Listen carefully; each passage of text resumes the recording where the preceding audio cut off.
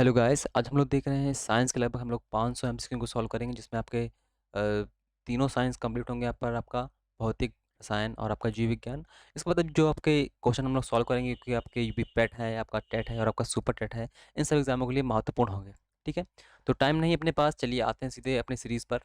तो सीरीज़ को स्टार्ट करने से पहले आपको बता दें कि इसकी जो पीडीएफ है आपको टेलीग्राम चैनल पर मिल जाती है, वहाँ से आप इसे आराम से डाउनलोड कर सकते हैं। ठीक है, तो आते हैं पहले क्वेश्चन पर। पहला क्वेश्चन कहता है, कार का मात्रक क्या होता है?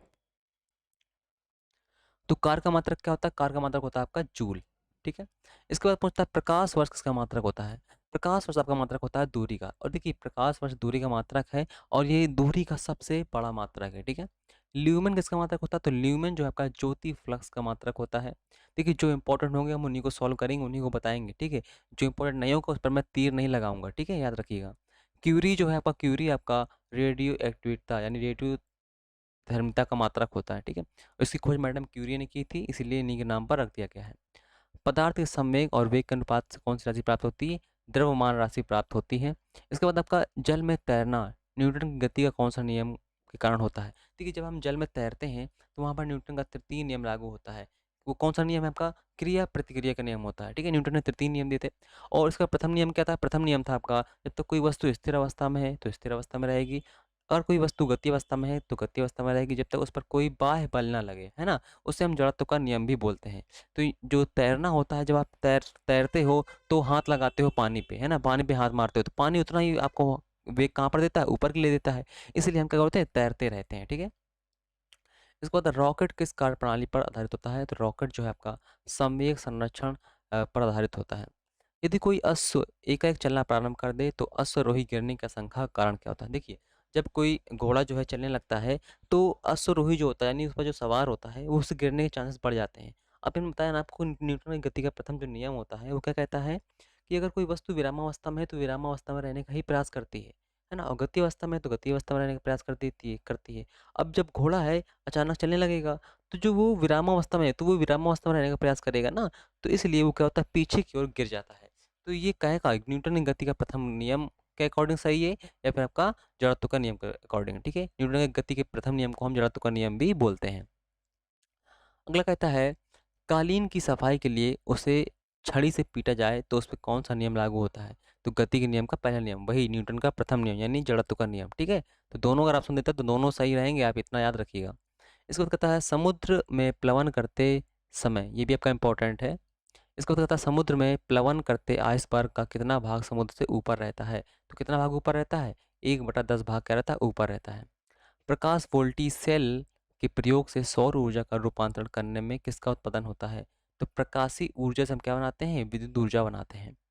स्वचालित वाहनों में द्रवित ब्रेकों का इस्तेमाल वस्तुतः किस नियम पर किया जाता है? तो जो पास्कल का नियम होता है उसके अकॉर्डिंग हम करते हैं। ठीक है, पास्कल ने द्रवों का संबंधी नियम दिया था। इसके बाद कहता है, जब दूध को प्रबल ढंग से मथा जाता है तो उसमें क्रीम किस कारण से अलग होती है? तो देखिए, जब दूध को हम मथते हैं तो उसमें आपका ये बाहर की ओर बल लगता है, जिसे हम क्या बोलते हैं? अपकेंद्री बल बोलते हैं। और अपकेंद्री बल के कारण ही दूध से मलाई जो होती है वो अलग होती है। ठीक है, तो अपकेंद्री बल के कारण ही, अपकेंद्री बल के कारण ही जो आपका मौत का कुआं जो होता है वहाँ पर लोग गाड़ी चला पाते हैं। ठीक है, अपकेंद्री बल के कारण ही जो बाल्टी भरी हुई हो और हम उसे हम घुमाते हैं तो पानी गिरता नहीं है। तो यहाँ पर सब आपके अपकेंद्री बल के कारण होता है। कहता है, जेट इंजन किस संरक्षण पर आधारित होता है? जेट इंजन आपका किस पर आधारित होगा? ये आपका रैखिक संवेग संरक्षण के नियम पर आधारित होता है। ठीक है, इसके बाद पूछता है आपसे, किसी तुल्यकारी उपग्रह की पृथ्वी की सतह से ऊंचाई लगभग कितनी होती है?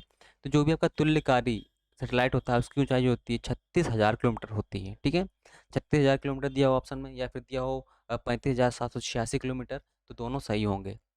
पृथ्वी की गुरुत्वाकर्षण का कितना भाग चंद्रमा के गुरुत्वाकर्षण के नजदीक है? तो पृथ्वी का जो 1/6 भाग होता है, 1/6 भाग चंद्रमा के गुरुत्वाकर्षण के बराबर होता है। ठीक है, इसके बाद आपका कहता है, वर्षा की बूंद का आकार गोलाकार किस कारण हो जाता है? तो वर्षा की जो बूंद होती है वो गोल किस कारण होती है? पृष्ठ तनाव के कारण होती है। कपूर के छोटे छोटे टुकड़े जल की सतह में क्यों नाचते रहते हैं? क्योंकि पृष्ठ तनाव के कारण। ठीक है, ये सब समझ लीजिए क्वेश्चन पूछे गए हैं। अब पानी में लोहे की सुई डूब जाती है लेकिन जहाज तैरता रहता है। ये किस कारण है? तो आर्किमिडीज ने सिद्धांत दिया था तैरने का सिद्धांत। ठीक है, देखिए अगर आपसे पूछे ब्लेड, तो ब्लेड जो है ना, ब्लेड पानी में तैरती भी रहती है और डूब भी जाती है। वो डिपेंड करता है कि हम उसे किस प्रकार से पानी में रख रहे हैं। ठीक है, तो ब्लेड जो है वो डूब भी जाती है और तैरती भी रहती है। आर्किमिडीज ने किसका नियम दिया था? तो आर्किमिडीज ने आपका दिया था प्लवन संबंधी नियम दिए थे, है ना। इसके बाद कहता है गुरुत्वाकर्षण के सार्वभौमिक नियम का प्रतिपादन किसने किया था? न्यूटन ने दिया था। ये बात आपको बता चुके हैं। इसके बाद हम आगे आगे आते हैं। एक हॉर्स पावर कितने वाट के बराबर होता है? तो एक हॉर्स पावर आपका 746 वाट का होता है। ठीक है, और वाट शक्ति का मात्रक होता है। जिसके पास शक्ति होगी वही वाट लगाएगा, है ना। तो इस प्रकार से याद रखिएगा आप। तो वाट जो है शक्ति का मात्रक होता है। लोहे की सुई पानी की सतह पर किस कारण तैरती है? देखिए लोहे की सुई ना कभी कभी पानी पर तैर जाती है। क्या होता है, जब पानी का पृष्ठ तनाव अधिक होता है ना, तो वहाँ पर सुई भी तैर जाती है। अब समझ लीजिए, आप देखते होंगे जैसे क्या नाम है, पानी पर मच्छर बैठ जाते हैं, है ना, और वो डूबते नहीं। क्यों? क्योंकि पृष्ठ तनाव ज़्यादा होता है, तभी वो नहीं डूबते हैं। अगर आप पानी पर मिट्टी का तेल डाल दें तो पृष्ठ तनाव कम हो जाता है, जिस कारण वो फिर डूब जाते हैं, फिर पानी में नहीं बैठते हैं वो। तो ये याद रखिएगा।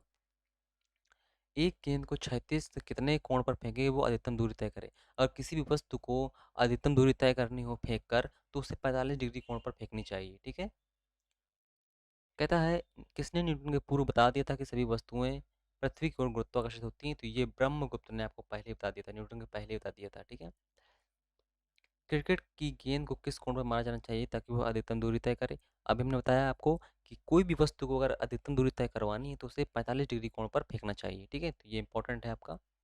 ऊष्मा एक प्रकार की ऊर्जा है जिसे कार्य में बदला जा सकता है। इसका प्रत्यक्ष प्रमाण किसने सबसे पहले दिया? तो रैमफोर्ड ने दिया था। ये मत याद रखिएगा। ठीक है, जिस जो ज़्यादा इंपॉर्टेंट नहीं वो मैं काटे दे रहा हूँ। ठीक है, इसके बाद आपको पता होना चाहिए कि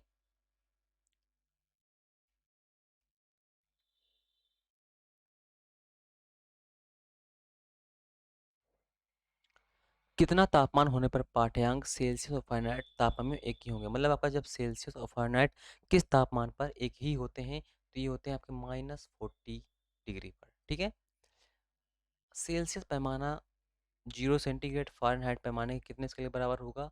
तो तो आपका कितना 32। देखिए ये सब आप निकाल सकते हैं, फॉर्मूले के अकॉर्डिंग निकाल सकते हैं। अगर आपको निकालने आते हैं सेंटीग्रेड से फ़ारेनहाइट में बदलना, या फिर फ़ारेनहाइट से केल्विन में बदलना, अगर ये आपको आते हैं तो आप इनको निकाल लोगे भाई। जहाँ पर आपको निकालना है वहाँ पर आप एक्स एक्स का मान रख दीजिए तो बराबर आ जाएगा। तो ये आप निकाल सकते हो, ये आपको याद करने की जरूरत नहीं है। ठीक है, आगे आते हैं। मानव शरीर का तापमान 98.6 फ़ारेनहाइट होता है। सेल्सियस में कितना होगा? तो सेल्सियस में कितना होता है? 37 सेंटीग्रेड इसका मान होता है। इसके बाद हम आते हैं आगे। एक मनुष्य का तापक्रम 60 सेंटीग्रेड है, तो उसका फ़ारेनहाइट में क्या होगा? ये आपको बदलना आना चाहिए, तभी आप इस पर लगा पाएंगे। ठीक है, आप ऐसे रट नहीं सकते हैं हर बार, क्योंकि मान लियो यहाँ पर 60 दे गया, कभी मान लो 55 दे देगा, कभी 51 दे देगा। तो आपको ये रटना नहीं है, ये आपको निकालना सीखना होगा।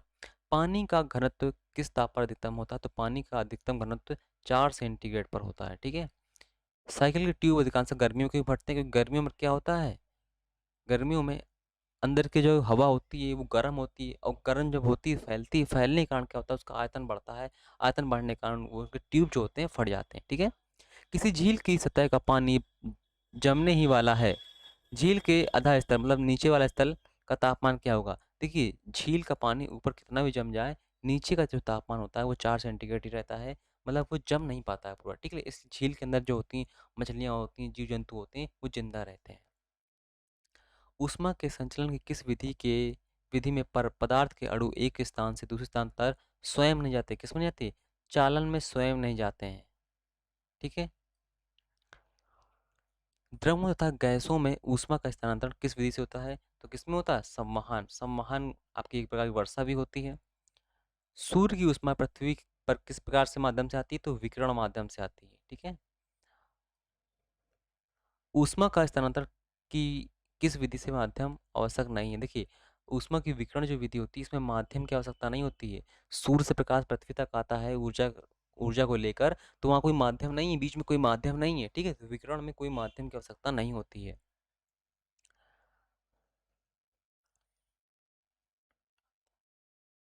सूर्य का विकिरण जो होता है, कौन सा भाग सोलर कुकर को गर्म कर देता है। तो जो सोलर कुकर को गर्म करता है वो करता है अवरक्त प्रकाश, इंफ्रारेड जो वेव होती हैं वो गर्म करती हैं सूर्य के प्रकाश से सोलर कुकर को गर्म करती हैं, जिससे हम खाना बनाते हैं, ठीक है। इसके बाद आपको पूछता है धूप से बचने के लिए छाते में रंग संयोजन कौन सबसे उचित होता है?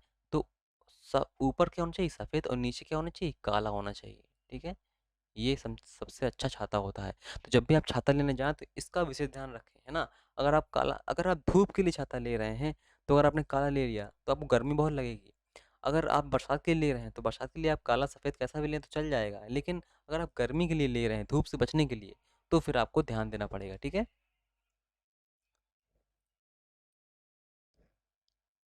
इसके बाद कहता है किस विधि में ऊष्मा स्थानांतरण को न्यूनतम करने के लिए थर्मल फ्लास्क की दीवारें पर फैलाई जाती थी, तो किसके लिए विकिरण से, ठीक है।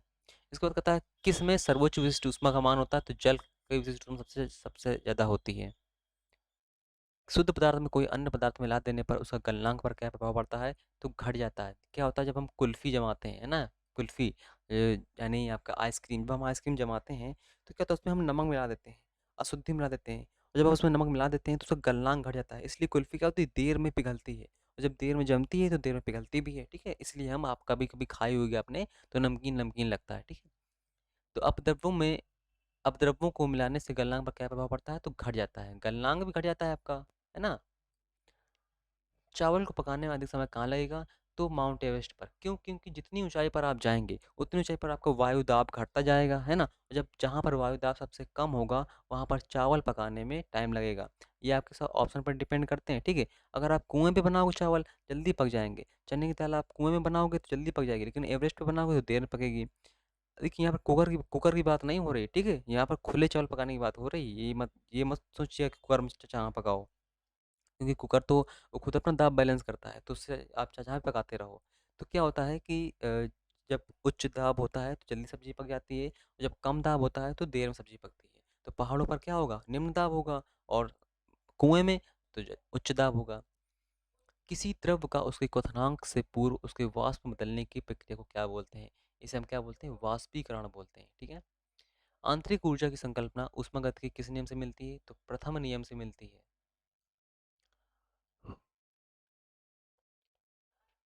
इसके आगे कहता है किसी वस्तु की विशिष्ट ऊष्मा किस पर निर्भर करती है?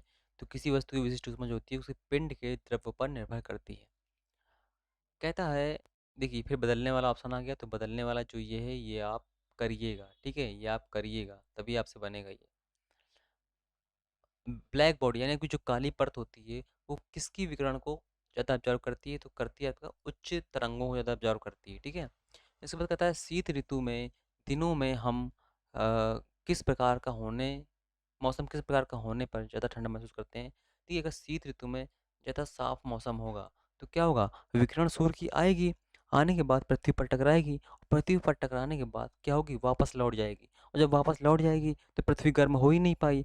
तो बादल अगर होंगे तो सूर्य की प्रकाश अंदर आएगी और फिर बाहर नहीं जा पाएगी, जिससे पृथ्वी क्या रहेगी? गर्म रहेगी। इसलिए ज़्यादा साफ जिस दिन मौसम होता है उस दिन ठंड भी ज़्यादा अच्छी से पड़ती है, ठीक है। मिट्टी घड़े में किस क्रिया के कारण जल ठंडा रहता है? तो वाष्पीकरण प्रक्रिया होती है वहाँ पर। वाष्पीकरण प्रक्रिया जहाँ पर होती है वहाँ पर ठंडा महसूस करता है। आप हाथ में पेट्रोल लगाइए या फिर हाथ में आप वो सैनिटाइज़र लगाइए, तो जब वो उड़ता है ना तो ठंडा महसूस होता है ना? तो इसी के लिए वाष्पीकरण के कारण जो जल में जो वो होता है आपका घड़ा जो होता है उसमें ठंडा पानी हो जाता है। इसके बाद कहता है ध्वनि का तारत्व किस पर निर्भर करता है? तो ध्वनि का जो तारत्व होता है आपका वो आवृत्ति पर निर्भर करता है। विमानों के आंतरिक भागों की सफाई के लिए किसका प्रयोग करते हैं? तो पराश्रव्य तरंगों का। पराश्रव्य तरंगों से हम उनका भी सफाई करते हैं, जो आपके ईंट भट्ठे होते हैं, बड़ी बड़ी पाइपलाइनों को हम इन्हीं से साफ करते हैं, क्योंकि इन इन तरंगी वेवलेंथ अधिक होती है ना? तो सीटी जैसे मान लो आपका फूंक मारते हैं ना आप, उसी वजह से अगर आप चिल्लाते हैं बहुत जोर से तो भी वो चीज़ें साफ होती हैं। मनुष्य की ध्वनि कंपन की अनुभूति किस आवृत्ति तक होती है? जो मनुष्य होता है वो 20 से 20,000 हर्ट्ज तक सुन सकता है। इन्हें हम श्रव्य तरंगे बोलते हैं। इसके ऊपर की हम तरंगों को क्या बोलते हैं? पराश्रव्य तरंगे बोलते हैं, जिन्हें जैसे कुत्ते जैसे जानवर इन्हें सुन सकते हैं। इसके बाद हम आते हैं कि लगभग 20 सेंटीग्रेड तापमान पर किस माध्यम में ध्वनि गति अधिकतम होगी? तो अधिकतम गति आपकी ठोस में होती है, यानी आपका लोहा, ठीक है। आगे आते हैं,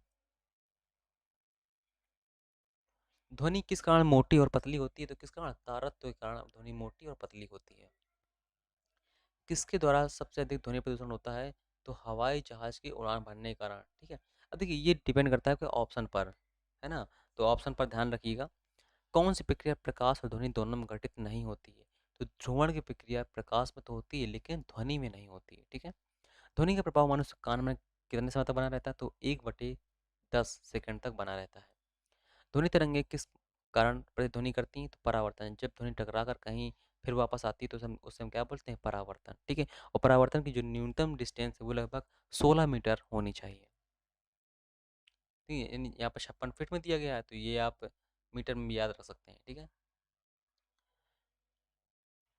इसके बाद आगे आते हैं, पास आती रेलगाड़ी की सीटी की आवृत्ति तीक्ष्ण बढ़ती जाती है। ऐसे किस घटना के कारण होता है? जैसे जैसे आप देखिए ट्रेन पास आती जाएगी तो वो जो ध्वनि बजाती है ना कू की, तो वो क्या होता है? वो बढ़ती जाती है, उसकी तीव्रता बढ़ती जाती है। ऐसा क्यों होता है? तो ऐसा होता है आपका डॉपलर प्रभाव के कारण। इससे हमें पता चलता है कि वो ट्रेन पास आ रही है या फिर दूर जा रही है, ठीक है? तो कह रहा है एक जेट वायुयान 2 मैक के वेग से हवा में उड़ रहा है, जबकि ध्वनि का वेग 332 मीटर प्रति सेकंड होता है। तो वायु चाल क्या होगी? देखिए 1 मैक मतलब ध्वनि की चाल का 1 गुना, 2 मतलब ध्वनि की चाल का 2 गुना। तो ध्वनि की चाल इतनी होती है, देखिए कभी-कभी आपको ये ध्वनि चाल नहीं देगा, तो आपको पता होना चाहिए 2 मैक गति से उड़ रहा है तो। जब आपको पता होगा तभी आप लगा पाओगे। तो ध्वनि का वेग कितना होता है? 332 मीटर प्रति सेकंड होता है। जस्ट इसका आप दुगुना कर देंगे तो वायुयान की चाल आ जाएगी, ठीक है? ऐसे हाँ, देखिए यहाँ पर दिया गया है लेकिन कभी-कभी नहीं देता, तो ये आपको पता होना चाहिए क्योंकि ये आपका जीके क्वेश्चन है, आपको पता होना चाहिए। इसके बाद हम आते हैं आगे, एक जैव पद्धति जिसमें पराश्रव ध्वनि का उपयोग किया जाता है, तो सोनोग्राफी में हम पराश्रव तरंगों का उपयोग करते हैं। कौन सी तरंगें शून्य में संचरण नहीं कर सकती हैं? तो ध्वनि तरंगें जो होती हैं शून्य यानी निर्वात में संचरण नहीं कर सकती हैं। अब अगर आप चंद्रमा में जाते हो तो वहाँ 2 खड़े व्यक्ति आस-पास बात नहीं कर पाएँगे क्योंकि वहाँ पर कोई भी वातावरण नहीं है। ध्वनि तरंगों चलने के लिए एक माध्यम की आवश्यकता होती है, वायु हो, स्टील हो, कुछ भी हो, और वैसे ही ध्वनि तरंगें नहीं चल सकती हैं, ठीक है? और ध्वनि तरंगों की जो सबसे तेज़ गति होती है वो होती है ठोस में।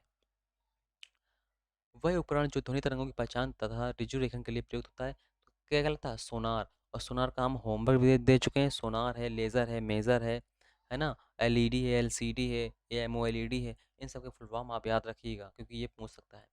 प्रकाश तरंग किस प्रकार की तरंग है? तो प्रकाश तरंग आपकी अनुप्रस्थ तरंग है। देखिए यहाँ पर आपको कन्फ्यूजन ना हो, तो अनुप्रस्थ देखिए प्रा लगा है ना, प्रा से प्रकाश भी बनता है और अनुदैर्ध्य में नहीं लगा होता है, तो प्रा से याद रखिएगा। अनुप्रस्थ कैसी तरंग है आपकी? प्रकाश तरंग। प्रकाश तरंग किसके द्वारा प्रतिस्थापित किया गया था? तो हाइगेंस ने आपका तरंग मॉडल दिया था, जिसने बताया था कि प्रकाश का तरंग सिद्धांत है। किस घटना के आधार पर प्रकाश तरंगें अनुप्रस्थ होने की पुष्टि होती है? तो ध्रुवण से पुष्टि होती है कि प्रकाश एक अनुप्रस्थ तरंग है, ठीक है? और प्रकाश एक विद्युत चुम्बकीय तरंग है। इसकी खोज जो की थी मैक्सवेल ने की थी। विद्युत चुम्बकीय तरंगें वे होती हैं जिनमें अपनी खुद की ऊर्जा होती है और जिन्हें चलने के लिए कोई माध्यम की आवश्यकता नहीं होती है। तो विद्युत चुम्बकीय तरंगें जो एक प्रकाश हैं, देखिए प्रकाश सूर्य से यहाँ तक आता है, पृथ्वी तक खत्म नहीं होता है ना, क्योंकि उसमें आपको क्या होता है? फोटॉन ऊर्जा पाई जाती है। फोटॉन कण होते हैं उसमें और वो ऊर्जा का स्रोत होते हैं, जिस कारण सूर्य से यहाँ तक प्रकाश आ पाता है। इसके बाद हम आते हैं आगे, कौन सी घटना प्रकाश और ध्वनि दोनों में घटित नहीं होती? तो ध्रुवण की प्रक्रिया नहीं होती, ठीक है? ये आगे भी आ चुका है, बता दिया आपको। इसके बाद हम आते हैं, चंद्रमा से पृथ्वी तक आने में प्रकाश को कितना समय लगता है? तो लगभग लगता है 1 मिनट। और सूर्य का प्रकाश आने में लगभग 8 मिनट 16 सेकंड, लगभग आपका 500 सेकंड के आसपास लगता है, ठीक है? वायु में प्रकाश गति कितनी होती है? तो 3 लाख किलोमीटर प्रति सेकंड वायु में स्पीड होती है, ठीक है?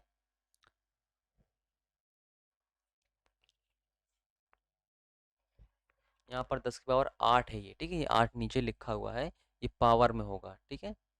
इसके बाद हम आते हैं सूर्य ग्रहण के समय सूर्य का कौन सा भाग दिखाई देता है? तो कोरोना पार्ट जो है सूर्य ग्रहण के समय दिखाई देता है। सूर्य ग्रहण हमेशा कब लगता है? आपका अमावस्या को लगता है। और सूर्य ग्रहण के समय ही आपका और चंद्र ग्रहण के समय ही आपका उच्च जोर और उच्च भाटा आता है। और कोरोना जो है, कोरोना सूर्य का बाह्यतम भाग है जहाँ पर टेम्परेचर जो देखने को मिलता है। और यहाँ से नासा का अभी विमान अभी सैटेलाइट जो गया है, उसका नाम आप कमेंट में बताइए अगर पता है आपको, क्योंकि करंट क्वेश्चन है ये। इसके बाद कहता है, पानी से भरे किसी बर्तन में एक पड़ा हुआ सिक्का थोड़ा उठा हुआ प्रतीत होता है, क्यों? प्रकाश के अपवर्तन के कारण, ठीक है? ये भी पूछा गया है एग्जाम में। इसके बाद कहता है, प्रकाश में डूबी हुई क्षण समृद्धि के कारण मुड़ी हुई प्रतीत होती है, तो ये भी आपका प्रकाश के अपवर्तन के कारण, ठीक है। किस कारण आकाश नीला दिखाई देता है? तो प्रकीर्णन के कारण आकाश क्या होता है? नीला दिखाई देता है। क्या होता है? नीले रंग का प्रकीर्णन ज़्यादा होता है, क्योंकि पानी से आपका नीला रंग का प्रकीर्णन ज़्यादा होता है, इसलिए आकाश नीला दिखाई देता है, ठीक है। और समुद्र भी आपको नीले नीले दिखाई देते हैं। सूर्योदय और सूर्यास्त के समय आसमान में लाल रंग होता है, क्यों? ये भी आपका प्रकीर्णन के कारण। इंद्रधनुष में किस रंग का विक्षेपण अधिक होता है? तो बैंगनी रंग का विक्षेपण क्या होता है? सर्वाधिक होता है। और लाल रंग का विक्षेपण कम होता है, इसलिए हम लाल रंग का यूज करते हैं खतरे के सिंबल में, ताकि दूर से दिखाई दे। सूखा बालू चमकीला दिखाई देता है, जबकि गीला बालू द्युतिहीन यानी गंदा गंदा दिखाई देता है, तो क्यों? इसका कारण क्या है? परावर्तन। जो सूखी बालू होती है वो प्रकाश का परावर्तन ज़्यादा करती है। पेरिस को बनाने से कौन सा दर्पण प्रयोग होता है? तो पेरिस को में हम क्या बनाते हैं? समतल दर्पण का प्रयोग करते हैं। साबुन के पतले झाग में जो चमकदार रंग बनते हैं वो किस कारण बनते हैं? परावर्तन और वृत्तीकरण के कारण, ठीक है। परावर्तन और आपका वृत्तीकरण का कारण बनते हैं।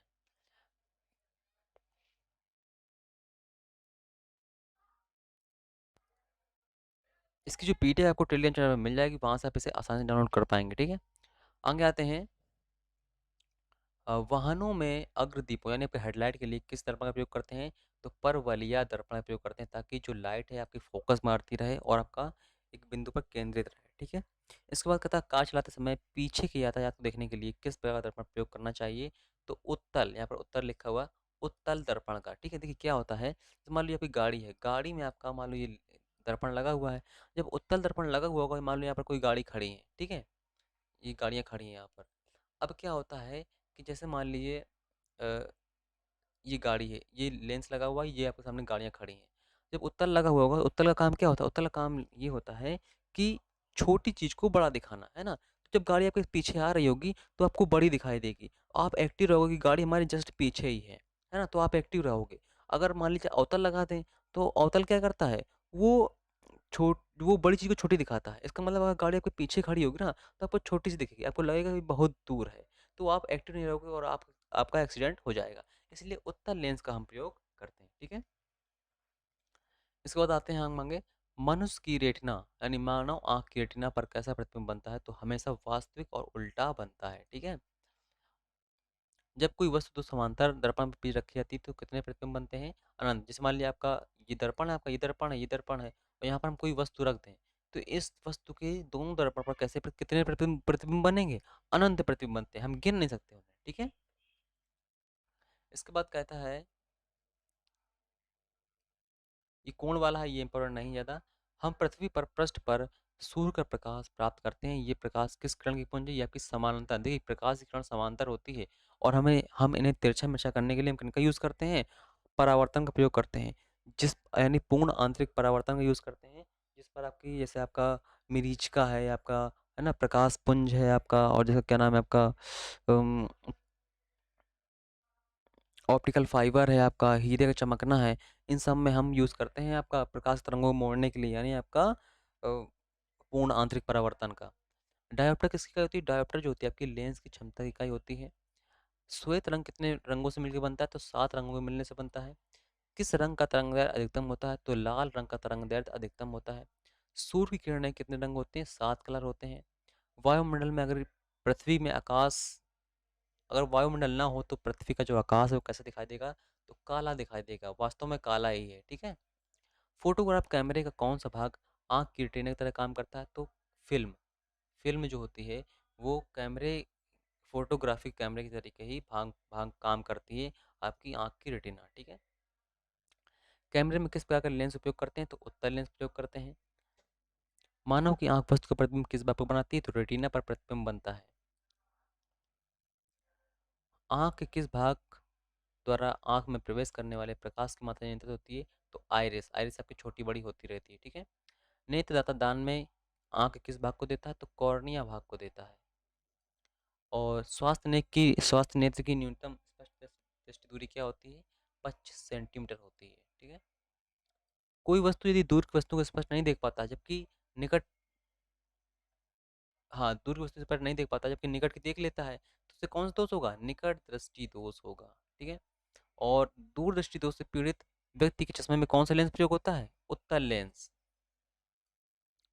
चश्मा प्रयुक्त करने वाले व्यक्ति को सूक्ष्मदर्शी का प्रयोग किस प्रकार करना चाहिए? तो उन्हें चश्मा पहने हुए ही करना चाहिए, वरना उन्हें छोटा बड़ा दिखाई दे सकता है। ठीक है। मनुष्य 1 मीटर से कम दूरी की वस्तु को स्पष्ट नहीं देख सकता, वह किस दोष से पीड़ित है? तो किससे? दूरदृष्टि दोष से पीड़ित है। आगे आते हैं हम। दूर की वस्तुओं को निरीक्षण करने के लिए हम किसका प्रयोग करते हैं? दूरदर्शी का प्रयोग करते हैं।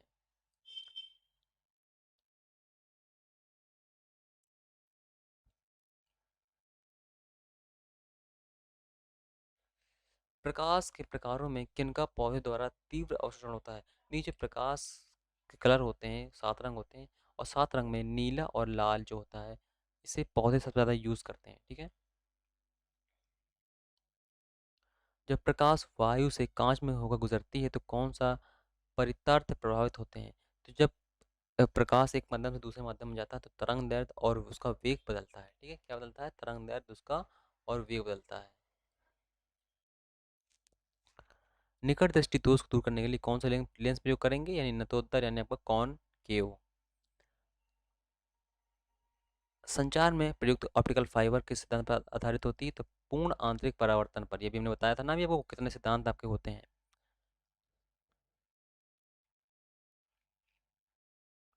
किस तिथि को दोपहर की आपकी छाया सबसे छोटी होती है? तो कब? 21 जून को।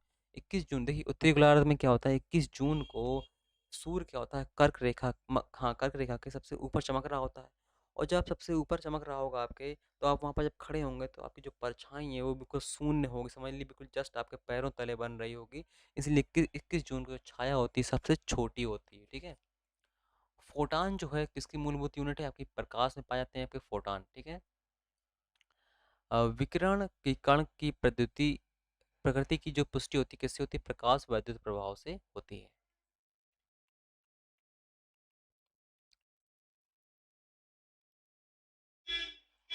आगे कहता है, अब बिंदुता का दोष दूर करने के लिए किस लेंस का प्रयोग करना चाहिए? तो कौन सी? सिलेंडरी लेंस का प्रयोग करना चाहिए। प्रत्यावर्ती धारा को दिष्ट धारा में किसके द्वारा बताया जाता है? तो रेक्टिफायर के द्वारा। ठीक है। यानी एसी को डीसी में बदलने के लिए हम रेक्टिफायर का यूज करते हैं। बिजली के बल्ब का फिलामेंट किस तत्व का बना होता है? तो किसका? टंगस्टन का बना होता है। ट्यूबलाइट में व्यय ऊर्जा का लगभग कितना भाग प्रकाश में प्रवृत्त होता है? तो लगभग 60 से 70%। क्योंकि ट्यूबलाइट जो है भाई वो गर्म भी तो होती है ना। यानी हम देखो क्या होता है कि हम ऊर्जा को पूर्ण रूप से किसी दूसरी ऊर्जा में नहीं परिवर्तित कर सकते हैं। ठीक है। ये आपको रूल पता होना चाहिए।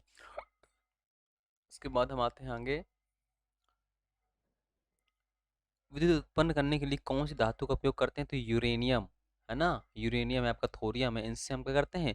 प्लांट लगाते हैं और प्लांट से फिर हम ऊर्जा बनाते हैं। एकीकृत परिपथ में प्रयुक्त अर्धचालक चिप, जो आपकी आईसी चिप होती है, जिसे हम इंटीग्रेटेड सर्किट बोलते हैं, वो किसकी बनी होती है? सिलिकॉन की बनी होती है। और भारत में सिलिकॉन जो वैली है वो बंगलौर है, और विश्व की कौन है? सैन फ्रांसिस्को, यानी जो कैलिफोर्निया में स्थित है। यदि किसी प्रारूपी पदार्थ का वैद्युत प्रतिरोध शून्य गिरकर शून्य हो जाता है तो उस पदार्थ को हम क्या बोलते हैं? उस पदार्थ को हम बोलते हैं अर्धचालक। ठीक है। अर्धचालक आपके बहुत होते हैं, जो हम जिनका हम यूज़ करते हैं किसमें? आपका जो आपका सोलर सेल बनाते हैं उन्हें हम अर्धचालक से ही बनाते हैं। आगे आते हैं। मुक्त रूप से निलंबित चुंबकीय सुई की दिशा में टिकती है? तो जो चुंबकीय सुई होती है हमेशा उत्तर और दक्षिण दिशा में ही झुकती जाकर। ठीक है। और जो जितनी एंगल पर झुकी हुई होती है उसे हम बोलते हैं नमन कोण। पृथ्वी एक बहुत बड़ा चुंबक है, इसका चुंबकीय क्षेत्र किस दिशा में विस्तृत होता है? तो दक्षिण से उत्तर, है ना। पृथ्वी की जो मैग्नेटिक फील्ड है वो आपका दक्षिण से उत्तर क्या होता है? राउंड करता रहता है, और ये खिसकता भी रहता है, ऐसी बात नहीं, फिक्स नहीं है, खिसकता रहता है। पृथ्वी की आयु का निर्धारण करने के लिए कौन सी विधि की प्रयोग की जाती है? तो यूरेनियम विधि प्रयोग करते हैं। देखिए एक आपकी कार्बन डेटिंग भी होती है, उससे भी हम प्राचीन वस्तुओं का आयु निर्धारण करते हैं, लेकिन जो अत्यधिक प्राचीन होती हैं उनमें हम यूज़ करते हैं यूरेनियम डेटिंग का। ठीक है। दोनों थोड़ा सा डिफरेंट है बस। नाभिकीय रिएक्टर में जो D2 को जल होता है, किसके लिए प्रयोग करते हैं? तो मंदक के लिए प्रयोग करते हैं, मंदक के लिए। ठीक है। कूलिज नलिका का प्रयोग क्या उत्पन्न करने के लिए किया जाता है? तो एक्स किरण है। एक्स किरणें जो है आपकी रॉन्टजन ने खोज की थी, ठीक है। और इसी से आप जो एक्सरे वक्सरे करवाते हैं तो उनमें एक्स किरणें ही प्रयोग की जाती हैं। परमाणु बम में विस्फोट में भारी मात्रा में ऊर्जा किस कारण निकलती है? द्रव्य का ऊर्जा में परिवर्तन के कारण, ठीक है। और जो आपका परमाणु बम होता है किस पर आधारित होता है आपका, ये कमेंट में बताइए हमको। और जो सूर्य की ऊर्जा का स्रोत है वो कौन सी प्रक्रिया वहां पर हो रही है ये भी बताइए आप।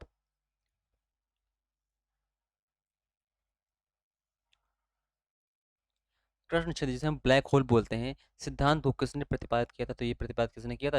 एस चंद्रशेखर ने। ये भारतीय वैज्ञानिक थे जिसे हम ब्लैक होल बोलते हैं। ब्लैक होल एक आपका ऐसा पिंड होता है जिससे प्रकाश तक वापस नहीं आता है। अगर प्रकाश वहां पर आप भेजेंगे तो प्रकाश को भी ये absorb कर लेता है, ठीक है। इसका मतलब है हम इसको देख नहीं सकते हैं। नोबेल पुरस्कार एल्फ्रेड नोबेल के नाम पर शुरू हुआ था, जिनकी खोज किसने की थी? इन्होंने डायनामाइट की खोज की थी, ठीक है। हवाई जहाज का आविष्कार किसने किया था? ये किया था राइट ब्रदर्स ने किया था।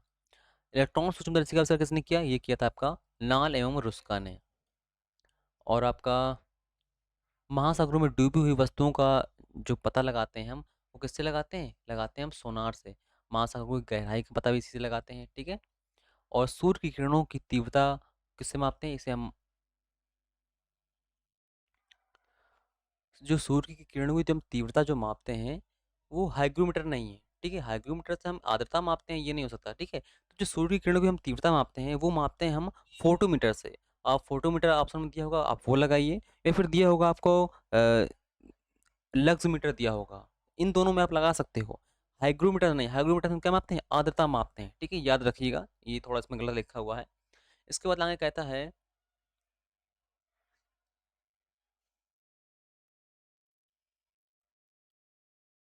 पायरोमीटर किसके लिए प्रयोग किया जाता है? पायरोमीटर से हम क्या मापते हैं? उच्च तापमान मापते हैं। कोलिजन लेजर का हम प्रयोग कहाँ करते हैं? ये हम एक्स किरण उत्पादन के लिए करते हैं, ठीक है। हम आते हैं केमिस्ट्री में। इसमें आपका केमिस्ट्री दी गई है। कौन सा पदार्थ तीनों अवस्थाओं में पाया जाता है? आपका H2O है ना। पदार्थ की वर्तमान में लगभग 5 अवस्थाएं हैं आपकी।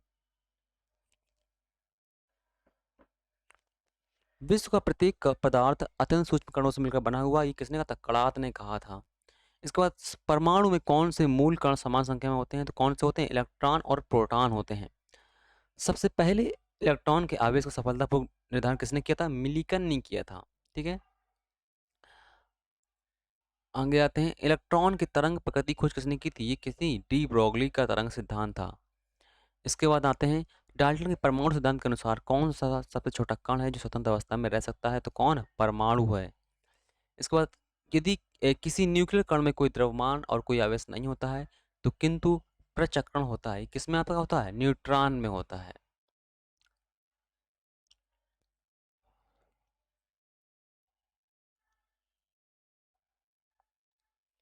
अल्फा बीटा किरणों की खोज किसने की थी? ये की थी रदरफोर्ड ने।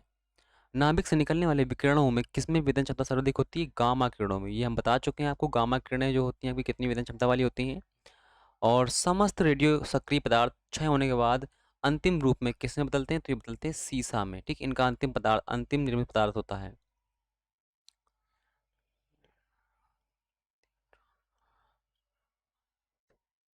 किस प्रकार की अभिक्रिया में सबसे अधिक हानिकारक विकिरण पैदा होते हैं? तो विखंडनी अभिक्रिया में, ठीक है।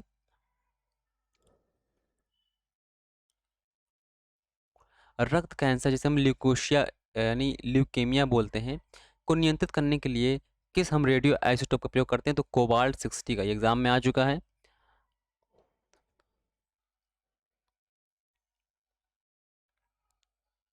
अम्ल भस्म के परीक्षण के लिए किसका उपयोग करते हैं? तो किसका करते हैं? लिटमस पेपर का हम उपयोग करते हैं। सभी अम्ल धातुओं की प्रतिक्रिया कर कौन सी गैस निकालते हैं? हाइड्रोजन गैस निकालते हैं, ठीक है। इसके बाद आपका किसी एक समान व्यक्ति का रक्त का पीएच मान क्या होता है?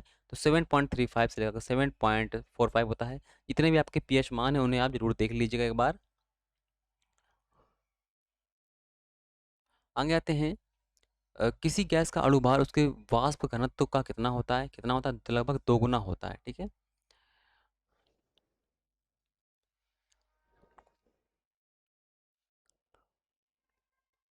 सुरक्षा की दृष्टि से जो खाना पकाया जाता है, जो एलपीजी गैस होती है आपकी यानी लिक्विफाइड पेट्रोलियम गैस जो होती है, सिलेंडर में कौन सी गैस भर दी जाती है जो हमें गंध मारती है? मरकैप्टन। जो ब्यूटेन होती है वो गंध नहीं मारती है। अगर मान लीजिए हम मरकप्टन को नहीं मिलाते हैं तो हम पता नहीं लगा पाएंगे कि ये ब्यूटेन फैली कि नहीं फैली है, और हमारे घर को मतलब प्रॉब्लम हो सकती है ना, क्योंकि कहीं भी अभी आग लग सकती है अगर हमने खुला छोड़ दिए। इसलिए हम उसे एथिल मरकप्टन मिलाते हैं, जिसका फॉर्मूला होता है आपका C2H5SH। ठीक है। तो एलपीजी में क्या होती है, मुख्यतः ब्यूटेन गैस होती है। इसके बाद वाटर गैस का इनका मिश्रण होता है, ये आपका CO+H2 यानी कार्बन मोनोऑक्साइड और +H2 का मिश्रण होता है। कोयला, कौन सा कोयला सर्वाधिक मात्रा में अच्छा माना जाता है, तो एंथ्रासाइड कोयला।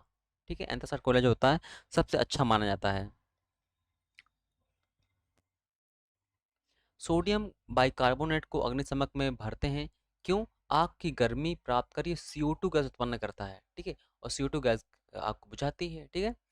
पेट्रोल से लगने वाली आग के लिए किस प्रकार का अग्निशमक प्रयोग किया जाता है, तो झाग वाला। देखिए जितने प्रकार की आगे लगती हैं सबका, सबके लिए अलग अलग वो बनाए गए हैं, सामक यंत्र बनाए गए हैं। ठीक है, क्योंकि भाई अब कहीं कहीं बालू डाली जाती है ना, कहीं कोई कोई आग पानी से बुझ जाती है, तो सबके अलग अलग बनाए गए हैं। किस वैज्ञानिक ने आवर्त सारणी का निर्माण किया था, तो मेंडलीव की आवर्त सारणी फेमस है, आपने पढ़ा होगा। इसके बाद आपने पूछता है आधुनिक आवर्त सारणी किसने प्रतिपादित किया, तो किसने, मोसेले ने। एक किसी एक प्रकार की आवर्त सारणी किस पर आधारित होती है, तो परमाणु संख्या पर। NaOH सूत्र किसका होता है, ये होता है आपका कास्टिक सोडा का। रक्त कोशों में मनुष्य का रक्त किस रासायनिक साथ मिलकर रखा जाता है, सोडियम नाइट्रेट या डेक्सट्रेट के साथ मिलाते हैं ताकि वो जमे नहीं, है ना। इसीलिए हम आप देखते होंगे जो ब्लड बैंक होती है वहाँ पर ये सब मिलाया जाता है। ब्लीचिंग पाउडर किससे कुचल कर तैयार करते हैं, तो बुझे चूने और क्लोरीन से तैयार करते हैं क्या, ब्लीचिंग पाउडर। इसका हम कहाँ उपयोग करते हैं, ये हम डालते हैं पानी को शुद्ध करने में। पृथ्वी के गर्भ में दूसरा सबसे ज़्यादा पाया जाने वाला धातु कौन सी सबसे ज़्यादा पाई जाती है, कि लौह। ठीक है, यहाँ देखिए गर्भ में पूछा है इसने। ठीक है, गर्भ में यानी पृथ्वी के कोर में पूछा है उसने। कहता है लोहे की इस्पात में बदलने के लिए कौन सी धातु मिलाई जाती है, तो निकल मिलाते हैं ताकि उसमें जंग ना लगे। ठीक है। स्टेनलेस स्टील बनाने के लिए अ, लोहे में कौन सी धातु मिला करते हैं, 10% हम क्रोमियम मिलाते हैं और वो आपका स्टेनलेस स्टील आपका बन जाता है। ठीक है। अयस्क को जंग लगने से रोकने के लिए कौन सी प्रक्रिया लाभकारी नहीं है, तो अनिलीनन, ये इंपॉर्टेंट नहीं है। किस पदार्थ के लगने से कटे स्थान पर रक्त बहना रुक जाता है, तो फेरिक क्लोराइड आप लगा सकते हैं या फिर फिटकरी लगा सकते हैं, जिसके जहाँ पर आप लगाएंगे तो वहाँ पर ब्लड जो बहना होता है वहाँ पर क्लॉटिंग हो जाती है और वहाँ पर ब्लड बहना बंद जाता है। ठीक है। नीला हरा तोता या हरा कसीस का रासायनिक नाम क्या प्रचलित है, तो फेरस सल्फेट।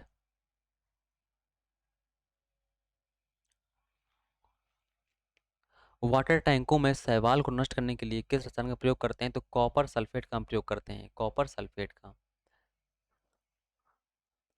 राजस्थान की जवार खाने किसके लिए फेमस है, तो ये जस्ता के लिए फेमस है। देखिए जहाँ पर जस्ता मिलता है वहाँ पर आपको सीसा भी मिलता है। ठीक है, ये दोनों साथ में लगभग पाई जाती हैं। चांदी के निष्कर्षण मुख्यतः किस अयस्क से होता है, चांदी जो होती है आपका अर्जेंटाइन से प्राप्त होती है चांदी। ठीक है, इसका क्या अयस्क है। आगे आते हैं, किसके निष्कर्षण के लिए साइनाइड विधि प्रयोग की जाती है, तो चांदी के लिए साइनाइड विधि प्रयोग करते हैं। कृत्रिम वर्षा कराने के लिए किसका प्रयोग करते हैं, तो सिल्वर आयोडाइड का या फिर आपका ठोस कार्बन डाइऑक्साइड का या फिर आपका जलवाष्प का, हम इनका प्रयोग करते हैं। ठीक है। 18 कैरेट में 18 कैरेट के मिश्रित सोने में शुद्ध सोने का प्रतिशत कितना होता है, तो 75%। ठीक है। 24 कैरेट जो होता है आपका बिल्कुल शुद्ध सोना होता है। इसके बाद आगे पूछता है समान ट्यूबलाइट में कौन सी गैस भरी रहती है, तो लगभग आर्गन के साथ मरकरी भरी रहती है। ठीक है, और जो बिल्कुल सस्ते वाले बल्ब होते हैं उसमें बिल्कुल निर्वात रखते हैं। मरकरी को किस धातु के पात्र में रखा जाता है, तो लोहा में रखा जाता है इसे। सीसा का निष्कर्षण मुख्यतः किस अयस्क किया जाता है, तो गैलेना से, Pb, लेड गैलेना। ठीक है। संचयक बैक्टीरिया में कौन सी धातु प्रयोग की जाती है, तो सीसा प्रयोग की जाती है।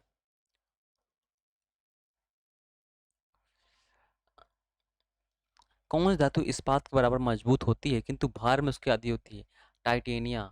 टाइटेनियम जो होती है आपकी ये बहुत हल्की धातु होती है, और ये धातु जो होती है आपकी लोहे से भी मजबूत होती है, इसीलिए टाइटेनियम के आपके जहाज बनाए जाते हैं, हल्के होते हैं वो। ठीक है। कौन सी धातु रोशनी के बल्ब में फिलामेंट के रूप में प्रयोग की जाती है, तो टंगस्टन। ट्रांजिस्टर, जो अर्धचालक ट्रांजिस्टर होते हैं वो किसके प्रयुक्त होते हैं, वो होता है अधिकतर जर्मेनियम के बनते हैं। ठीक है, अर्धचालक के बनाए जाते हैं। नाभिकीय रिएक्टर में न्यूट्रॉन नियंत्रक के लिए हम किसका प्रयोग करते हैं, तो कैडमियम या बोरान की छड़ों का हम प्रयोग करते हैं। स्टील में कठोरता प्रदान करने के लिए किसकी मात्रा बढ़ाई जाती है? तो मैग्नीज मिलाकर उसकी कठोरता बढ़ाई जा सकती है, ठीक है। किस रेडियोधर्मी तत्व की किरणों का कैंसर के उपचार में प्रयोग किया जाता है? तो कोबाल्ट कोबाल्ट 60 का प्रयोग करते हैं कैंसर के इलाज में। नाभिकीय रिएक्टर में ईंधन का काम कौन करता है? तो नाभिकीय रिएक्टर में यूरेनियम काम करता है ईंधन का, ठीक है। नाभिकीय ऊर्जा प्राप्त करने के लिए किस तत्व का प्रयोग करते हैं? तो यूरेनियम का प्रयोग करते हैं। और नागासाकी पर संयुक्त राज्य अमेरिका द्वारा गिराए गए बम पे किसका प्रयोग किया गया था? प्लूटोनियम का। ये भी आपका क्या है? आपका रेडियोएक्टिव तत्व है प्लूटोनियम। इसका कहाँ पर प्रयोग किया गया था? नागासाकी में। हिरोशिमा नागासाकी आपने सुना होगा, है ना। जापान के शहर है, यहाँ पर अमेरिका ने द्वितीय विश्व युद्ध में हमला कर दिया था, परमाणु बम गिरा दिया था। आतिशबाजी में हरा रंग उपस्थिति किस कारण होती है? तो बेरियम के कारण। उर्वरकों में जो उर्वरकों के निर्माण में कौन सा अधिक प्रयोग किया जाता था? तो एनपीके नाइट्रोजन आपका, और आपका पोटेशियम, और आपका और हम फास्फोरस भी यूज़ करते हैं, ठीक है। प्याज लहसुन में जो गंध आती है वो किस कारण आती है? वो पोटेशियम कारण आती है। एक रेडियो तत्व जिसके जिसके भारतवर्ष में भंडार पाया गया है, थोरियम। थोरियम का भंडार भारत में बहुत है। आप केरल की मोनोजॉइट बालू में जाएंगे, वहाँ पर आपको थोरियम के भंडार बहुत देखने को मिलते हैं। इसलिए केरल जो है आपका थोरियम भंडार के लिए फेमस है। किस धातु के किस धातु को प्राप्त करने के लिए बॉक्साइड अयस्क का प्रयोग करते हैं? तो एल्युमिनियम। एल्युमिनियम का अयस्क क्या है? बॉक्साइड। कोरंडम है, बॉक्साइड है, ये आपके किसके हैं? एल्युमिनियम के ही अयस्क हैं। फिटकरी गंदले पानी को किस प्रकार से स्वच्छ करती है? तो कैसे? स्कंदन के द्वारा, ठीक है। मणिक और नीलम जो रासायनिक प्रयोग करते हैं उन्हें हम क्या नाम जानते हैं? तो एल्युमिनियम ऑक्साइड के नाम से जानते हैं। फोटोग्राफी में फोटोग्राफी में कहता है कौन सा रासायनिक प्रयोग करते हैं? तो कौन सा करते हैं? सिल्वर ब्रोमाइड को प्रयोग करते हैं। अगला कहता है कि विद्युत तापी साधन बनाने के लिए, ताप घटक बनाने के लिए जिस मिश्र धातु का प्रयोग करते हैं वो कौन सी? नाइक्रोम। नाइक्रोम का तार आप देखते हो जब हम वो लगाते हैं लाइट से जो चूल्हा जलाते हैं, है ना। यानी आपका क्या बोलते हैं उसे, अ, कुछ बोलते हैं उसको, हीटर। हीटर जब आप जलाते हैं तो वहाँ पर नाइक्रोम का तार ही प्रयोग होता है, ठीक है। स्टेनलेस स्टील में कौन सा तत्व शामिल होता है? तो स्टेनलेस स्टील में आपका लोहा में हम क्रोमियम मिलाते हैं 10% और आपका कार्बन मिलाते हैं, ठीक है। ऑडियो और वीडियो टेप रिकॉर्डर में कौन सा रासायनिक पदार्थ का लेप रहता है? तो आयरन ऑक्साइड का लेप रहता है। किसी बिजली की इस्त्री को गर्म करने के लिए किस धातु का प्रयोग करते हैं? तो नाइक्रोम का तार, यानी नाइक्रोम उसमें फैला हुआ होता है। किस धातु से बनाया गया मिश्र धातु हवाई जहाज तथा रेल के डिब्बे में पुर्जे बनाने का काम आता था? तो एल्युमिनियम। एल्युमिनियम का सस्ता होता है, मजबूत भी होता है। कौन सा तत्व सबसे पहले कृत्रिम रूप से बनाया गया? तो प्लूटोनियम आपका कृत्रिम रूप से बनाया गया आपका रेडियोएक्टिव तत्व है। इसके बाद यूरेनियम के रेडियो एक्टिव विद्युतन के फलस्वरूप अंततः क्या बनता है? सीसा बनता है। तो कोई भी रेडियो एक्टिव तत्व जो होगा वो अंत में क्या बनता है? सीसा ही बनता है, ठीक है, याद रखिएगा ये। आगे आते हैं। पीतल किसकी मौजूदगी में निरंतर वायु में रहने में रंगहीन हो जाता है? तो हाइड्रोजन सल्फाक्साइड के रूप में। मणिक का लाल रंग किसकी मौजूदगी के कारण होता है? तो क्रोमियम ऑक्साइड के कारण। पायरेक्स कांच को अधिक सामर्थ्य बनाने के लिए क्या होता था? ये बोरेक्स। इसके बाद आगे आते हैं। कांच प्रबलित प्लास्टिक बनाने के लिए किस प्रकार के कांच का प्रयोग करते हैं? तो पायरेक्स कांच। आप देखते हो जो फाइबर होता है ना, जो कांच टाइप का दिखता है उसे हम पायरेक्स कांच से बनाते हैं। कौन सा तो ब्रह्मांड में सर्वाधिक मात्रा में उपलब्ध है? तो हाइड्रोजन। जब हाइड्रोजन हीलियम बदलता है तो एनर्जी का फॉर्मेशन होता है ना, यही सूर्य की ऊर्जा का स्रोत है, ठीक है। समानता किसे भविष्य का ईंधन बोलते हैं? तो किसे बोलते हैं? हाइड्रोजन को बोलते हैं। वनस्पति घी के निर्माण में किस गैस प्रयोग की जाती है? तो हाइड्रोजन गैस प्रयोग की जाती है।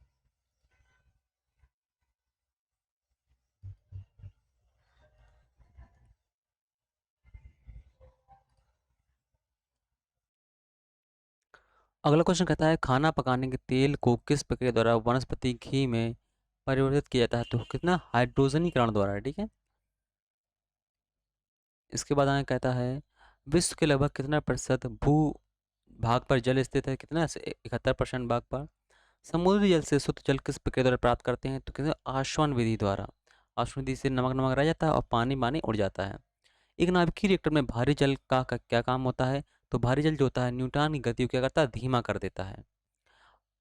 हाइड्रोजन के साथ सबसे अधिक यौगिक किस तत्व द्वारा बनाए जाते हैं? तो किस तत्व द्वारा? कार्बन द्वारा, ठीक है। भारी मशीनों में स्नेहक जो होता है के रूप में क्या प्रयोग करते हैं? तो क्या करते हैं? ग्रेफाइट का हम प्रयोग करते हैं। हीरे जवाहरात के रूप में उपयोग किए जाने वाले किस गुण पर निर्भर करते हैं? तो अपवर्तनांक पर निर्भर करते हैं। इसके बाद आगे आते हैं, किसकी उपस्थिति के कारण चूने का पानी वायु में रखने पर दूधी हो जाता है? तो कार्बन डाइऑक्साइड के कारण। आप देखते होंगे चूना बिल्कुल दूध टाइप का हो जाता है। आगे आते हैं, गैसों में निम्न समूहों में कौन सा हरित गृह प्रभाव में योगदान अधिक होता है? तो कार्बन मोनोऑक्साइड गैस जो होती है आपका, ग्रीन हाउस गैस से बहुत अधिक निकलती है और इसी कारण आपका इन्वायरमेंट इफेक्ट होता है। ट्रांजिस्टर बनाने में हम किसका प्रयोग करते हैं? अधिकतर हम किसका यूज़ करते हैं? सिलिकॉन का प्रयोग करते हैं। विभिन्न प्रकार के कांच निर्माण में प्रयुक्त होने वाला प्रमुख घटक कौन सा होता है? तो कौन होता है? सिलिका ही होता है। सिलिका और सिलिकॉन में डिफरेंट होता है, ठीक है। सिलिकॉन की आपकी चिप बनती है। फ्लैश बल्ब में किसके वायुमंडल में मैग्नीशियम का तार रखा जाता है? तो नाइट्रोजन। जो आप फ्लैश लाइटें देखते हैं मोबाइल में जो आती हैं आपकी पीली पीली कलर की, उसमें मैग्नीशियम का तार रखा हुआ होता है नाइट्रोजन की उपस्थिति में, ठीक है। बढ़ते हुए पौधों को किस तत्व की सबसे अधिक मात्रा में आवश्यकता होती है? तो नाइट्रोजन की अधिक मात्रा में आवश्यकता होती है।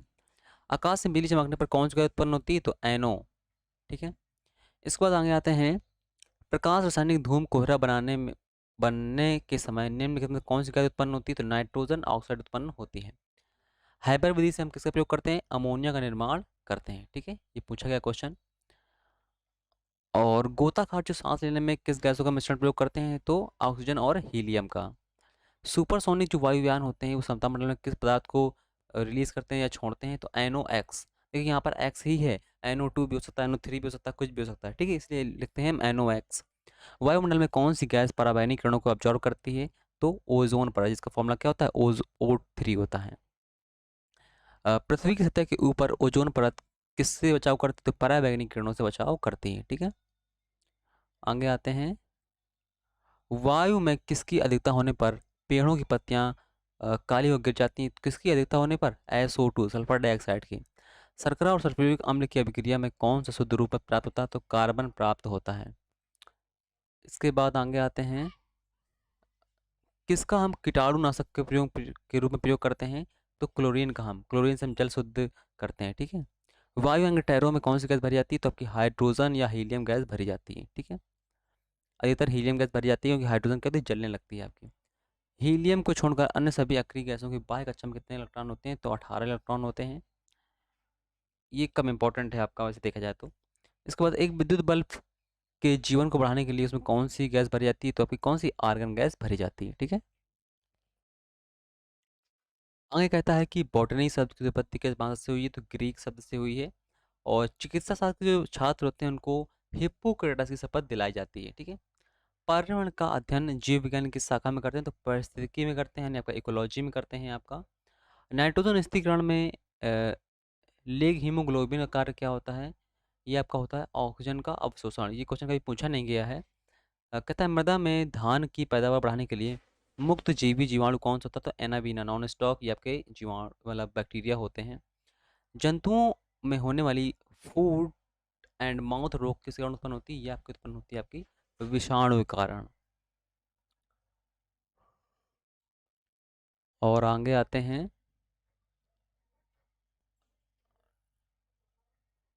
जो पेड़ की छाल में जो उगने वाले लाइकेन होते हैं उन्हें हम क्या बोलते हैं? कार्टिकोल्स बोलते हैं, ठीक है। और जापान के लोग एक लाइकेन जो होता है सब्जी के रूप में खाते हैं, उसे एंडोकार्पन बोलते हैं, लेकिन पूछा नहीं जाएगा आपका। हाँ, वनस्पति जगत में किसे जलचर यानी उभयचर की उपमा प्राप्त है? तो किसे? ब्रायोफाइटा को, ठीक है।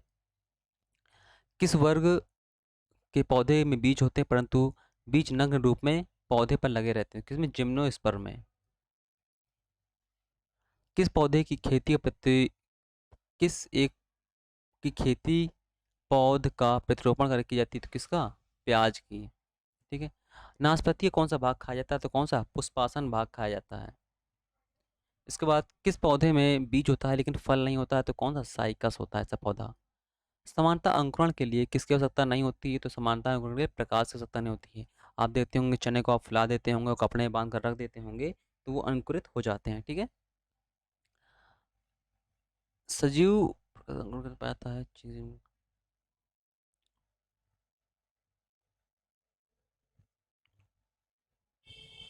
हाँ, पुष्प की सुखाई गई कलियों का प्रयोग मसाले के रूप में किया जाता है? कौन सी? लौंग। लौंग अब क्या होती है? पुष्प की कलियां होती हैं। फूल गोभी में कौन से पौधे का भाग खाया जाता है? तो पुष्पाक्रम भाग खाया जाता है। ठीक है, आगे आते हैं। हल्दी का जो चूर्ण होता है टर्मेटिक पौधे किस भाग से प्राप्त होता है?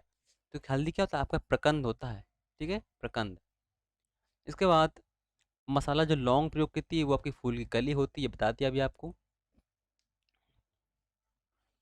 इसके बाद पौधों की वृद्धि के लिए कितने आवश्यक तत्वों की जरूरत होती है? तो कितने? 16 तत्वों की जरूरत पड़ती है। धान में जो खैरा रोग होता है और ये किसी कमी से होता है? आपकी जस्ता की कमी से होता है। ऊर्जा रूपांतरणों में किसके द्वारा प्रकाश संश्लेषण की क्रिया संपादित होती है? तो प्रकाश रासायनिक ऊर्जाकरण। क्या होता है? देखिए, अ, जो प्रकाश संश्लेषण क्रिया होती है वो दो प्रकार से होती है, मतलब एक प्रकाश की उपस्थिति में होती है, एक प्रकाश की अनुपस्थिति में। तो जो रासायनिक क्रिया होती है वो प्रकाश की अनुपस्थिति में होती है। ठीक है, हरे पेड़ पौधे कौन सी गैस छोड़ते हैं? ऑक्सीजन छोड़ते हैं।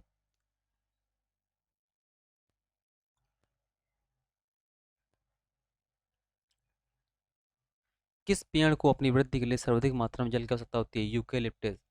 ठीक है, जो यूकेलिप्टस है ये बहुत पानी ऑब्जर्व करता है, ये ऑस्ट्रेलिया में मिलता है और इसे भारत लाया गया था। और इसीलिए हम क्या बोलते हैं? इसे आतंक बोलते हैं, पेड़ पौधों का आतंक। ठीक है, और बंगाल का आतंक क्या बोलते हैं? हम जलकुंभी को बोलते हैं। पेड़ पौधों में पाया जाने वाला हरा पदार्थ क्या होता है? आपका क्लोरोफिल होता है। पादप रोगों का सबसे उत्तरदायी कारक कौन होता है? जो आपके पादप रोग होते हैं उनमें सबसे ज़्यादा फफूंद लगती है। और जो टिक्का रोग होता है वो संबंधित होता है आपका मूंगफली संबंधित होता है। धान का प्रसिद्ध क्षय रोग आपका जस्ता की कमी से होता है। और चाय में जो लाल रस्ट रोग लगता है वो लगता है आपका हरे शैवाल से लगता है। कौन सा जीवित ऊतक उच्च वर्गीय पौधों में जैव पोषक कार्य करता है? तो कौन? फ्लोएम। फ्लोएम जो होता है ये भोजन प्रदान करता है पेड़ पौधे को। और जो आपका जाइलम होता है वो जल प्रदान करता है। नीचे जैसे इसको दिया गया है, जाइलम इसे जल प्रदान करता है। ठीक है, वृक्ष की आयु का पता हम कैसे लगाते हैं? तो उसके आसपास जो वलय होते हैं उनको गिनकर लगाते हैं। सामान्य पौधों में पानी ऊपर कैसे जाता है? तो किससे जाता है? जाइलम टिश्यू जाता है। जाइलम जो टिश्यू होता है उसी से जाता है। ठीक है, सेल नामक यानी आपकी जो कोशिका होती है किस वैज्ञानिक ने सबसे प्रथम बताया था? तो रॉबर्ट हुक ने। ठीक है, कोशिका का ऊर्जा ग्रह यानी पावर हाउस किसे बोलते हैं? तो माइटोकॉन्ड्रिया को बोलते हैं।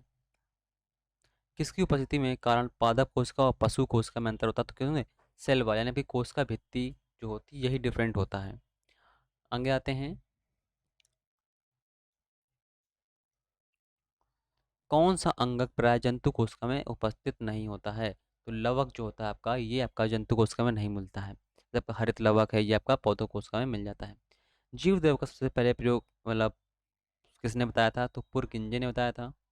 जीवदेव भौतिक जीवन का भौतिक आधार ही किसने कहा था? ये पता हक्सले ने कहा था। डीएनए की जो ड्यूअल हेलिक्स मॉडल प्रस्तुत किया था वो किसने किया था? वाटसन एंड क्रिक ने। अभी खोज किसने की थी? तो खोज का आप बताइए कमेंट के माध्यम से, कौन किसने डीएनए की खोज किसने की थी? देखिए, वाटसन एंड क्रिक ने ड्यूअल हेलिक्स यानी द्विकुंडली मॉडल प्रदान किया था। और डीएनए में कौन कौन से अम्ल होते हैं, आरएनए में कौन कौन से अम्ल होते हैं, डीएनए का फुल फॉर्म, आरएनए का फुल फॉर्म, ये जरूर देख लीजिएगा। ठीक है, न्यूक्लियस की खोज किसने की थी? ये की थी आपकी ब्राउन ने, रॉबर्ट ब्राउन ने। कोस्की एवं आणविक जीव विज्ञान केंद्र कहाँ पर स्थित है? ये आपका हैदराबाद में स्थित है। ठीक है, पर्सी सत्तू सर्वप्रथम प्रयोग किसने किया था? रिटर को। नहीं, रिटर नहीं है इसका आंसर। ठीक है, रिटर नहीं होगा। इसका आंसर आपको टॉन्सले होगा। इकोसिस्टम का देखिए टॉन्सले है और इकोलॉजी का अर्नेस्ट हेकल है। ठीक है, तो ये क्वेश्चन थोड़ा डाउट वाला है इसलिए काट देते हैं इसको। ठीक है, गलत ना याद ना हो जाए। कहता है मुख्यतः मैंग्रोव या जो रिवन कहाँ पाए जाते हैं? तो आपको सुंदरवन डेल्टा में पाए जाते हैं। ठीक है, सबसे ज़्यादा आपको पश्चिम बंगाल में देखने को मिलते हैं। यदि संसार में सभी पौधे मर जाएं तो किसकी उपस्थिति से जंतु मर जाएंगे? ऑक्सीजन की कमी से। ठीक है, कहता खाद्य श्रृंखला से अभिप्राय है कि इसमें से किसके द्वारा ऊर्जा अंतरण है? तो एक जीव से दूसरे जीव में क्या जाती है? ऊर्जा जाती है। ठीक है, अब भारत में परिस्थिति संतुलन बनाए रखने के लिए कितने क्षेत्रफल पर वन होने चाहिए? तो लगभग 33.33% पर वन होने चाहिए। ठीक है, कौन सा कृषि कार्य पर्यावरण दृष्टि से उपयुक्त है? तो कार्बनिक कृषि। भारत में परिस्थिति असंतुलन को कौन प्रमुख कारक है? तो आपको कौन? वन उन्मूलन। भारत में वन उन्मूलन जो है ना बहुत हो रहा है इस समय पर, आप देखते हुए देख पा रहे हो खुद। ठीक है, परिस्थिति तंत्र में जैवों चक्रों क्या बोलते हैं? इन्हें हम बोलते हैं जैव भू रासायनिक चक्र बोलते हैं। जैव ऊर्जा संचयन चक्र में आपके हाइड्रोजन चक्र हैं, आपका कार्बन चक्र है, ऑक्सीजन चक्र है, कार्बन चक्र, ये सभी शामिल होते हैं। ठीक है। भारत में धारणीय विकास की दृष्टि से विद्युत उत्पादन का सबसे अच्छा स्रोत कौन सा है? जल विद्युत वाला है। इसके बाद एक मनुष्य के जीवन को पूर्ण रूप से धारणीय करने के लिए आवश्यक न्यूनतम भूमि क्या बोलते हैं? इसे हम बोलते हैं परस की पदछाप बोलते हैं। ठीक है। कौन सी गैस पृथ्वी पर हरित ग्रह पर सर्वाधिक योगदान करती है? तो कार्बन डाइऑक्साइड। कार्बन डाइऑक्साइड आपकी कार्बन मोनोऑक्साइड में बदलती है, इसलिए फिर वो और हानिकारक होती है। कौन सी गैस हीमोग्लोबिन में संयोग करके एक विषैला पदार्थ बनाती है? CO यानी कार्बन मोनोऑक्साइड। अगर आपके ब्लड में कार्बन मोनोऑक्साइड गैस मिल गई है तो समझ लीजिए उस व्यक्ति की मृत्यु निश्चित है। कहता है भोपाल दुर्घटना में किस गैस का रिसाव हुआ था? तो MIC मिथाइल आइसोसाइनेट का दुर्गाव मतलब दुर्घटना का रिसाव हुआ था। ठीक है। ये आपकी एक खाद्य निर्माण वाली कंपनी थी। किस वायु प्रदूषण के कारण मनुष्य में तंत्रिका संबंधी रोग होते हैं? तो सीसा के कारण। ऊर्जा के किस रूप में प्रदूषण समस्या नहीं होती है? तो प्रदूषण आपका सौर ऊर्जा में कम होता है। वायुमंडल में जिस ओजोन छिद्र का पता लगाया गया था वो कहाँ पर स्थित है? जबकि अंटार्कटिका के ऊपर स्थित है। ठीक है। प्रदूषण के रूप में फिनोलिक्स को गंदे पानी में किस प्रयोग से निकाला जा सकता है? तो कब बहु अधिशोषक। ये इंपॉर्टेंट नहीं है। सबसे खराब वायु प्रदूषण उत्पन्न करने वाला पदार्थ क्या है? आपका कार्बन डाइऑक्साइड। ठीक है। इसके बाद आपका पूछता है अ,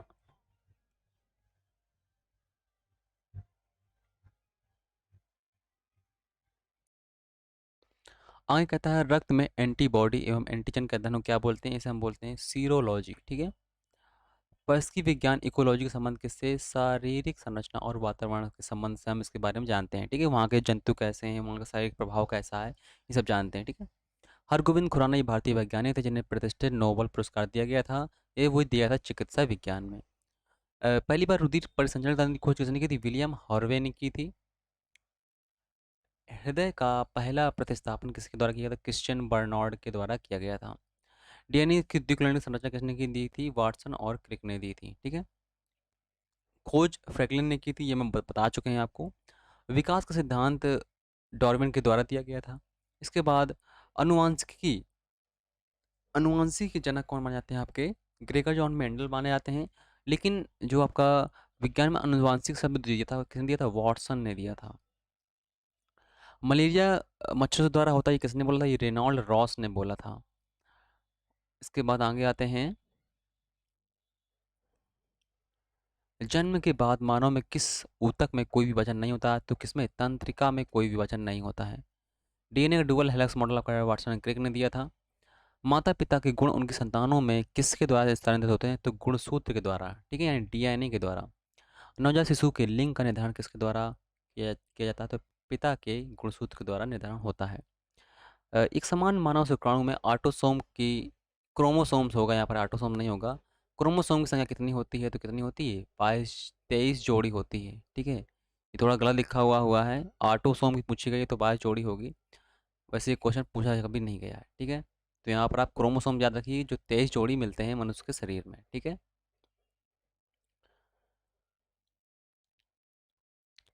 DNA अंगुली छाप का प्रयोग किसकी पहचान के लिए किया जाता है? तो चोरी, जैसे किसी ने कहीं पर चोरी जब करता है तो उसके फिंगरप्रिंट वहाँ पर छप जाते हैं। मलेरिया परजीवी तथा अमीबा को किस श्रेणी में रखा गया है? तो प्रोटोजोआ संघ में इसे रखा गया है। पेचिस जो हो जाता है बच्चों में बीमारी हो जाती है जो कि एंटमीबा हिस्टोलिटिका से होती है। किससे होती है? एंटमीबा हिस्टोलिटिका से होती है। ठीक है।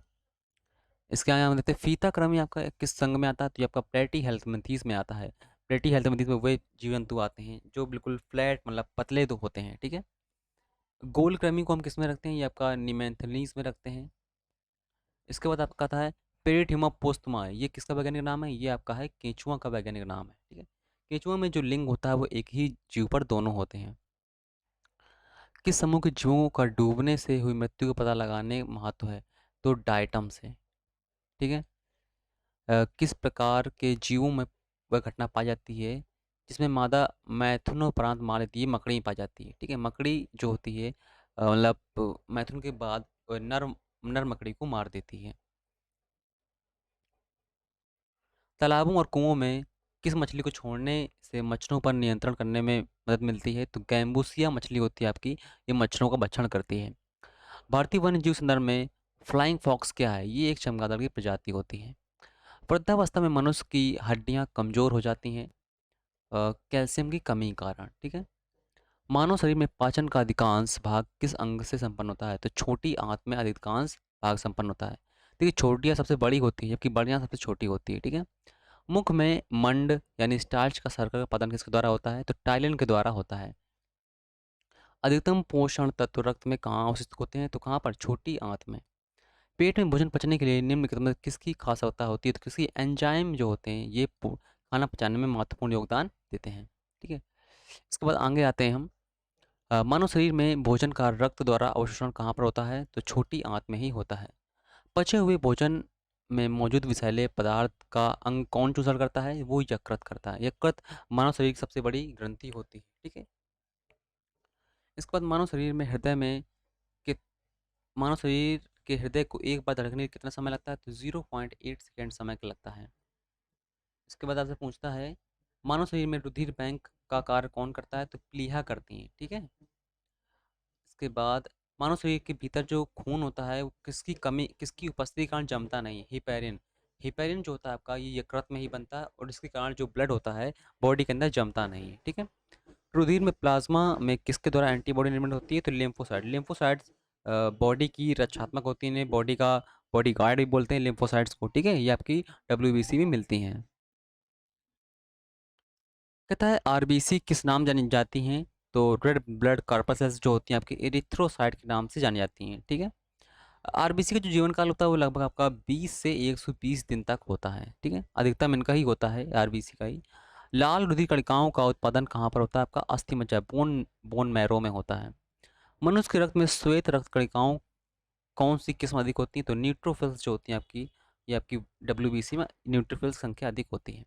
मानव शरीर की किन कोशिकाओं में सबसे कम पुनर्योजन शक्ति होती है? तो मस्तिष्क कोशिकाओं में ये सबसे कम मतलब पुनर्शक्ति की पावर होती है, मतलब वो पुनः अपलिफ्ट में नहीं हो पाती हैं, ठीक है। इसके बाद जो गर्भाशय में विकसित हो रहे भ्रूण के किस संरचना द्वारा पोषण मिलता है? देखिए जो गर्भ में बच्चा पल रहा होता है तो उसे भी तो भोजन की आवश्यकता होती है ना, तो उसे कहाँ से मिलता है? उसे जो आप एक देखते होंगे एक धारी टाइप की बनी होती है जो काटी जाती है वो प्लेसेंटा होती है और प्लेसेंटा के द्वारा ही बच्चे को भोजन पूर्णतः मिलता रहता है। भोजन एनर्जी वो सब किसके द्वारा मिलती है? प्लेसेंटा के द्वारा ही मिलती है, ठीक है। जो क्या नाम है माता होती है जो बच्चे को जोड़े रखती है, ठीक है। गर्भाशय में शिशु के विकास की जानकारी है तो किसका प्रयोग किया जाता है? तो अल्ट्रासाउंड का भी प्रयोग करते हैं। इसके बाद आगे आते हैं। अ, मानव शरीर में कौन सी ग्रंथि एक साथ अंतःस्रावी और बहिःस्रावी होती है? तो ये आपकी अग्नाशय ग्रंथि आपकी अंतःस्रावी और बहिःस्रावी दोनों प्रकार की होती है। किस अम्ल में मांसपेशियों के जमा होने के कारण थकान महसूस होती है? तो लैक्टिक अम्ल के जमा होने के कारण थकान महसूस होने लगती है। मनुष्य की आंखों में कौन सा एंजाइम पाया जाता है? तो मनुष्य की आंखों में लाइसोजाइम एंजाइम पाया जाता है जिससे जीवाणु भी मर जाते हैं। इसके बाद आंखों की रेटिना की परंपरागत कैमरे किस भाग से तुलना कर सकते हैं हम? तो फिल्म से हम कर सकते हैं। जैसा कैमरे में फिल्म का काम होता है उसी प्रकार से मनुष्य की आंख में रेटिना काम होता है, ठीक है। मनुष्य शरीर में रक्त का थक्का किस विटामिन से बनता है? तो विटामिन के, ठीक है। विटामिन के का साइंटिफिक नाम बताइए तुरंत। धड़कन की हृदय की धड़कन को नियंत्रित करने के लिए कौन सा खनिज आवश्यकता होता है? तो पोटेशियम, ठीक है, के। उपस्थित हड्डियों के निर्माण और संपोषण में आवश्यक तत्व कौन सा होता है? आपका कैल्शियम। मानव शरीर में औसतन ऑक्सीजन का तत्व कितना होता है? लगभग आपका 50% आपका ऑक्सीजन शरीर में होती है। पथरी का पता हम किससे लगाते हैं? ये लगाते हैं सीटी स्कैन से, ठीक है। रक्त का थक्का बनने के बाद मतलब रक्त का थक्का बनने में कौन सा अवयव मदद करता है? तो विटामिन के, अभी जस्ट बताया भी आपको। गाय के दूध किसकी मृत्यु के कारण थोड़ा सा पीला पड़ता है? तो कैरोटीन के कारण पीला हल्का पड़ने लगता है। मानव शरीर में संक्रमण को रोकने मदद करने वाला विटामिन कौन सा होता है? ये होता है आपका विटामिन ए। अगर पूछे आपसे कि छिली हुई सब्जियों को धोने से कौन सा विटामिन निकल जाता है? तो विटामिन सी, ठीक है। विटामिन सी का विटामिन ए का इन सब के आपके साइंटिफिक यानी रासायनिक नाम याद रखिएगा। परजीवी परजीनी फसल स्वर्ण चावल किस वांछनीय लक्षण के लिए तैयार की गई है? Vitamin A. मतलब जो आपका स्वर्ण चावल है आपकी गोल्डन राइस जो है आपके ये विटामिन ए की कमी को पूरा करने के लिए बनाई गई है। इसका मतलब है जो आपके गोल्ड राइस होते हैं उनमें आपके विटामिन ए की क्या होती है, अधिकता होती है। ठीक है, यहाँ पर हम लोग 500 क्वेश्चन किए हैं साइंस के जो आपके इंपॉर्टेंट हैं कई सारे एग्जामों के लिए, तो इन्हें आप कर लीजिएगा, बिल्कुल वन लाइनर में करवाए हैं और ये सभी इंपॉर्टेंट हैं। तो मिलते हैं नेक्स्ट वीडियो में। Okay, thank you.